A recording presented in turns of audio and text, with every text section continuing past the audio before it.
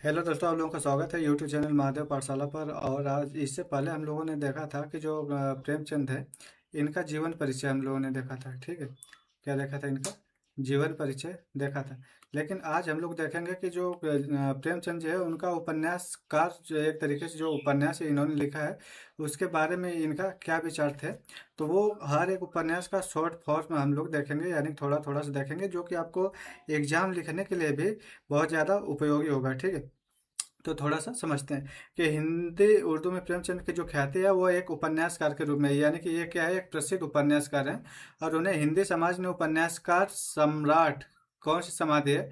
उपन्यासकार, यानी कि उपन्यास सम्राट, यानी कि जो ये है प्रेमचंद जी, ये उपन्यास में भी क्या है, सम्राट है, यानी कि सबसे सर्वोच्च है।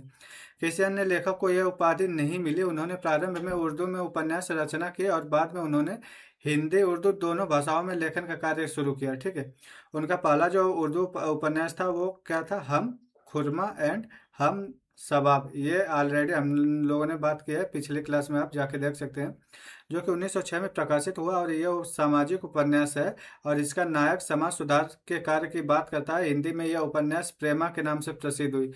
इसका जो हिंदी रूपांतरण जब हुआ था, तो हिंदी में जो यह उपन्यास थे वो किस नाम से प्रकाशित हुई थी? तो वो प्रेमा नाम से।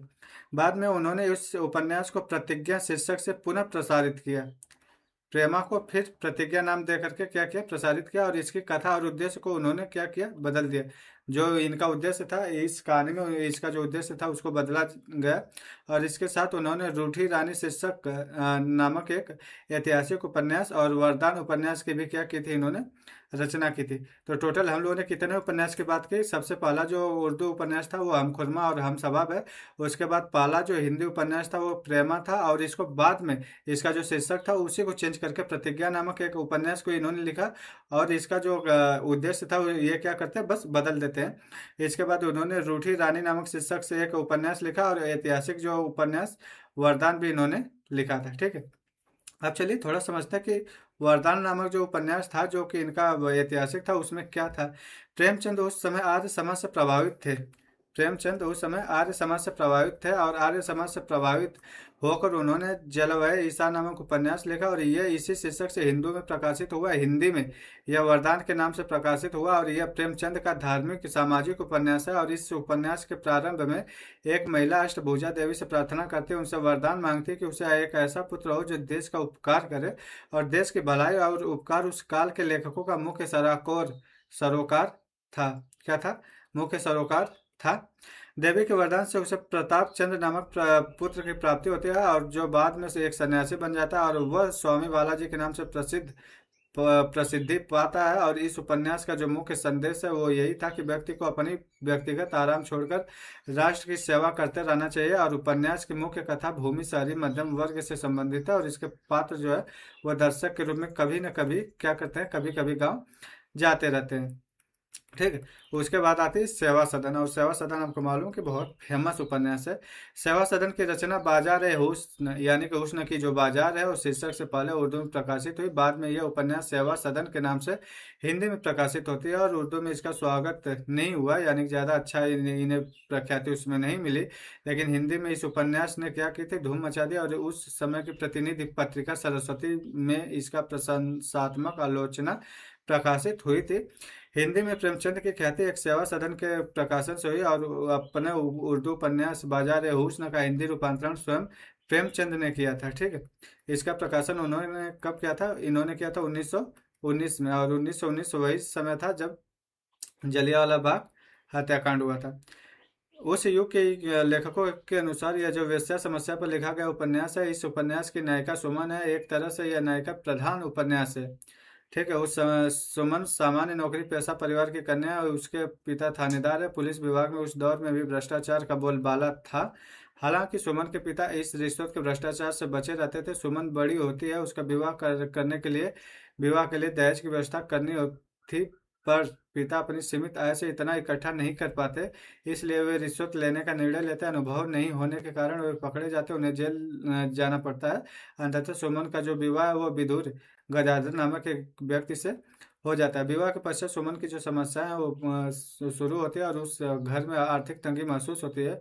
पति पत्नी में हमेशा कलह रहता, तनाव रहता। पति सुमन पर संदेह करने लगता है। कदम कदम पर सुमन के स्वाभिमान को ठेस पहुंचती है और पति उसे हर एक दिन घर से निकाल देता था। वह पड़ोस में रहने वाले वकील पद्म सिंह के घर चली जाती है। वकील साहब इसे अपने घर में आश्रय नहीं देते। अंततः वह भोली वेश्या के घर पहुंच जाती है और इसी तरह वेश्या बन जाती है। इस निजी जीवन के साथ सामाजिक जीवन की कहानी भी चलती रहती है। शहर में वेश्याओं के सुधार को आंदोलन चलता है। वहीं वकील साहब जो थे वो इस आंदोलन के नेता होते हैं जिन्होंने सुमन को एक रात आश्रय नहीं दिया था। मतलब यहाँ पे दोहरा व्यवहार किया जाता है। ठीक है। इसी उथल पुथल में गजाधर आत्मग्लानि से पीड़ित होकर सन्यासी बन जाता है। अंत में वेश्याओं के लिए एक आश्रम की स्थापना होती है जिसका नाम सेवा सदन रखा जाता है और उपन्यास के अंत में सुमन और गजाधर दोनों मिल जाते हैं और अब वे दोनों मानवता की सेवा करने लगते हैं। देखा जाए तो उस इस उपन्यास में समाज की स्थिति और नारी के वेश्या बनने की परिस्थितियों का वर्णन किया गया है तथा इस वेश्या समस्या के निराकरण के लिए सेवा सदन की स्थापना की जाती है। सुमन इस उपन्यास के केंद्रीय पात्र है। सुमन उपन्यासों में सिर्फ कथा नहीं कहते, कथा के बीच में किसी न किसी सामाजिक राजनीतिक समस्या का चित्रण करते हैं। इसलिए कुछ आलोचक उन्हें समस्या प्रधान उपन्यासकार भी कहते हैं। उन्हें उपन्यासों के केंद्र में चरित्र नहीं होते वरन कुछ ठोस समस्याएं होती हैं। उनके पात्र उन समस्याओं को जीते हैं और उन पर अपने विचार व्यक्त करते हैं। लेखक के रूप में प्रेमचंद भी उन समस्याओं पर अपना मत रखते हैं और उन समस्याओं को दूर करने के उपाय बताते हैं। यह उनके उपन्यासों का एक पक्ष है और महत्वपूर्ण पक्ष भी है।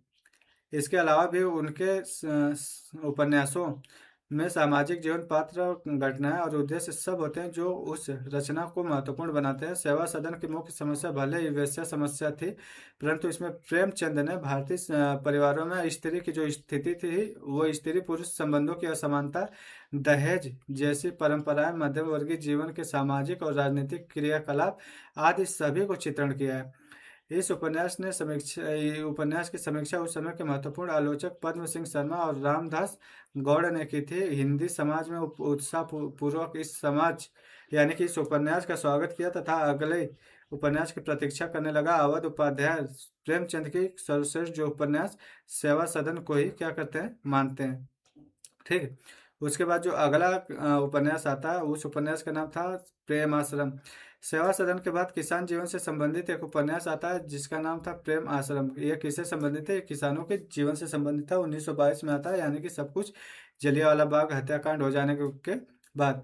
इसकी रचना असहयोग आंदोलन से पहले की जाती है और असहयोग आंदोलन के पश्चात प्रेमचंद के दृष्टिकोण में परिवर्तन हो गया था। इसके बाद प्रेमचंद मानने और लिखने लगे कि अंग्रेजी राजकाज जो है वो किसानों का सबसे बड़ा क्या है, शत्रु है। ठीक है। प्रेमाश्रम प्रेमाश्रम में वे यह मानते थे कि जमींदार वर्ग की जो हस्ती है वो मिट जाने वाली है और इस उपन्यास के मूल में जमींदारों की जो समस्या है। इस उपन्यास में ज्ञान शंकर और प्रेम शंकर दो पात्र है। ज्ञान शंकर जमींदार है। प्रेम शंकर जमींदार से दूर हटकर किसानों के लिए प्रेम आश्रम की स्थापना करता है।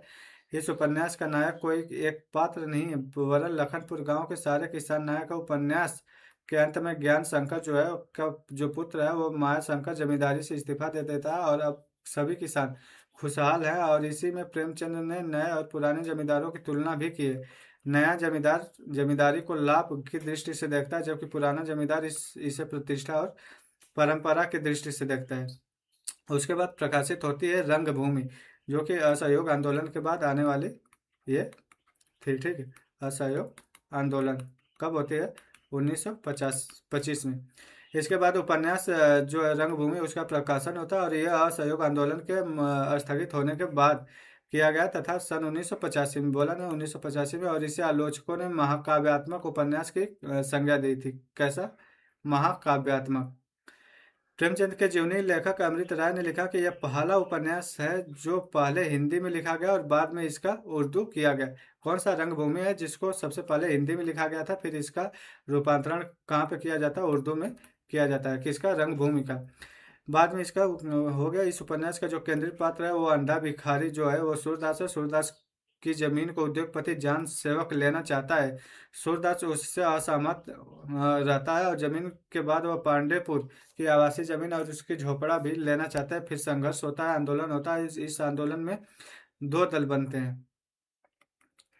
इस आंदोलन में दो दल बनते हैं। राजा महेंद्र प्रताप अखबार वाले सरकार के सब जान सेवक का पक्ष लेते हैं। विनय और सोफिया सूरदास का समर्थन करते हैं। अंत में सूरदास मारा जाता है और जान सेवक का कारखाना खुल जाता है। नगरीकरण की यह प्रक्रिया पूरी होती है और अगर पूरी प्रक्रिया को प्रेमचंद ने विस्तार से चित्रित किया है।